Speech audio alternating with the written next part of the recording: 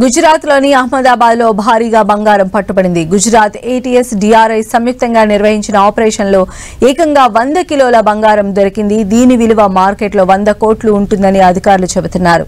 గుజరాత్లో గోల్డ్ అక్రమ రవాణాపై కొన్నాళ్లుగా నిఘా పెట్టారు పోలీసులు. ఈ నేపథ్యంలో వారికి కీలక సమాచారం అందింది. ఓ దగ్గర భారీగా దాచిపెట్టినట్లు విశ్వసనీయ వర్గాల ద్వారా సమాచారం అందింది.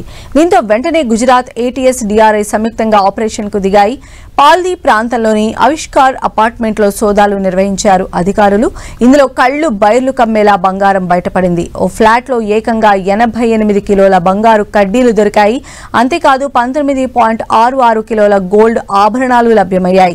దీంతో అధికారులు గోల్డ్ ను స్వాధీనం చేసుకున్నారు. గోల్డ్ దాచి ఉంచిన ప్లాట్ గాంధీనగర్లోని కలోల్కు చెందిన వ్యక్తి పేరు మీద ఉన్నట్లు తెలుస్తోంది.